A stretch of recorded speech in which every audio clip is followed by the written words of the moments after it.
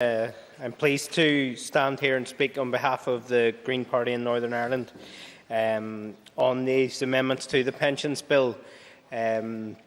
I'll start, I suppose, where Mr Alistair left off, and commending him for bringing forward Amendment 15 and 19 to take into account this particular sections of police widows and ensuring they get equality in terms of pension provision and don't have to make the difficult choice that's been highlighted by others in choosing whether to not marry and receive a pension or marry and significantly lose out financially. It's an invidious position.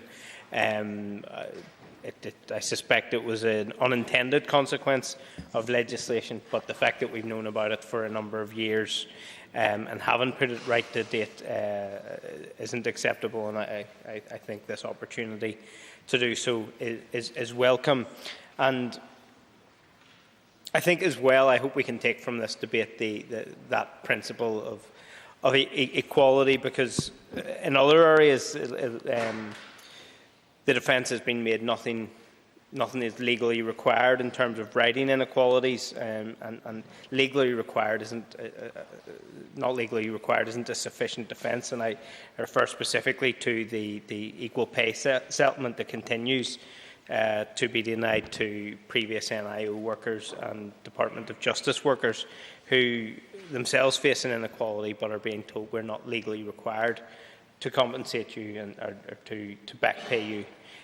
But when I think a sense of justice and equality, when people look at the argument and the background to their claims, that's exactly what should be happening. They should be brought into line with their peers and their co-workers, and not be put in an unequal position. So I commend Mr Alistair for bringing Amendments 15 and 19 forward, and on behalf of Green Party Northern Ireland, I'll be supporting those amendments. Amendments 13 and 14 relating to the Nilgos pension scheme. I'm pleased to see that there, whilst perhaps not unanimity in the Chamber in supporting these amendments, there are at least those who are accepting they're not going to stop them or block them or oppose them, even if they're not ardently in favour of them. And it seems to me just a sensible amendment, given the timeline in which this legislation is coming through, to implement by March 2014 would be difficult, and it's my understanding there are some very practical issues with that, not least implementing an IT scheme, and I think there's enough precedent set in terms of IT schemes and large public sector IT schemes that we shouldn't rush them. I think we're better getting this right than getting it quickly. So again, I welcome the fact that, like Mr Alistair's amendments, these amendments are likely to go through the House, and I think in that sense, good sense has prevailed. Perhaps more controversial has been Amendment 1, and it's what I intend to spend the majority of my time on, the place of trade unions on the Pensions Board. And I found some some of the claims in this debate to be quite incredible. On this, that a mere 56% of employees affected are represented by trade unions, and this is somehow an insufficient and insignificant number. Why should trade unions expect to have a special place on the pension board, given they only represent 56% of the employees affected? Well, I refer back to the 2011 Assembly elections. Democratic Unionist Party, whose ministers putting forward this bill, received 30% of the vote, but of course he alone cannot pass anything through this Assembly. Would need support of other parties, and incidentally, the Sinn Féin received 26% of the vote at the Assembly elections. And combined, those two parties can pass legislation from this House and legislate for every person in Northern Ireland with 56% of the vote.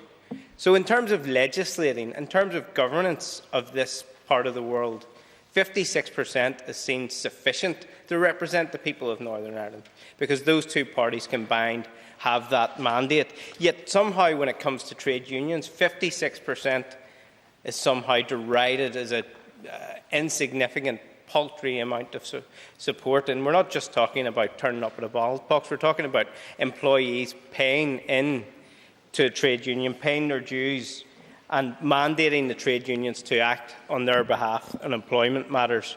So I think to say that we shouldn't give them their place, I think clear does belie what has already been suggested, that this is a pure ideological attack on the trade unions, and therefore an ideological attack on those workers who pay their dues to trade unions, who ask their trade unions to represent them. And examples have been given where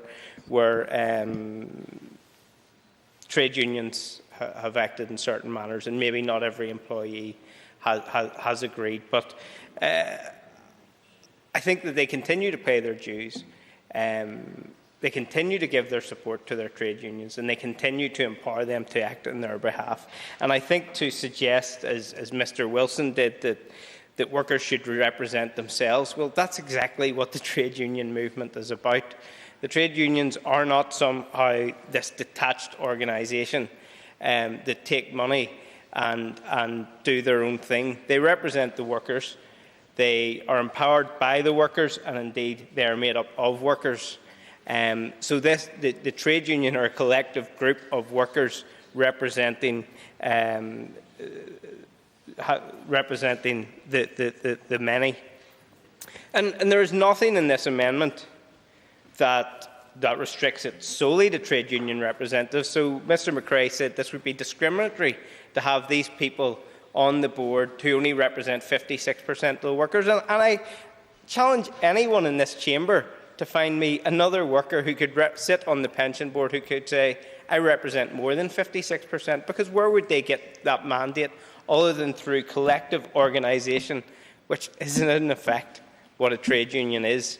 So I think it's clear the opposition to this amendment is purely and simply ideological. I don't accept that it's simply re-attempting to do what was attempted in the consideration stage, because I accept in the previous amendment that sought to require only trade union representatives, I accept that there was a problem with that. I accept that there were problems with it. At that point in time, it was the best thing on the table. I think this is a better amendment, and I think the debate should be focused on what's in this amendment, not what happened at consideration stage, and indeed not a simple knee-jerk reaction to the word trade union as used, and that certain parties have problems with trade unions. And as we've seen, Mr. Poots has ended up in court due to his problem with appointing a trade unionist. So this is purely an ideological attack. This amendment is good for the employees affected by the public sector pension scheme to ensure that they have the best, most professional, well-trained representatives acting on their behalf on the pension board. And I have yet to hear a single argument as to why it is not in the best interests of employees to have their trade unions that they pay into represent them on the pension board and represent their interests. Not every worker, I accept that, but a significant proportion of workers who pay into trade unions. And there is nothing in this amendment that presents other workers collectively putting forward representatives who represent their interests if they deem their interests to be different from what the trade unions are advocating. So I would ask members to reconsider their position, those who intend to oppose Amendment 1, to act on the best interests of those public sector employees who wish trade unions to represent them. And there is precedent here. I mean, I've sat on North Down Borough Council where the DUP and the council absolutely refused to allow trade unions to represent staff from the council directly to councillors. It is absolutely dogmatic and unjustifiable, this continued attempt to block workers collectively being represented through trade unions, which again they choose to do. They choose every time they pay their dues. So I ask that the Assembly act in the best interest of workers and not follow a simple dogmatic ideological agenda of opposing trade unions at every approach. There is absolutely nothing wrong, in fact it is entirely right, that workers should seek to empower themselves through collective organisation, and it is absolutely fundamentally wrong that this Assembly should do anything to try and inhibit those workers in collectivising and ensuring that their rights are met, even when sometimes they feel that their government is not acting in their best interests. So I commend Amendment 1. I thank the SDLP for bringing it forward, and I'm glad to have my name put alongside it. And I think it's absolutely right, and I think we need to set a positive precedent here today, that workers' views are important, are considered, and we don't make legislation by trampling on them, but we make legislation in consultation with them.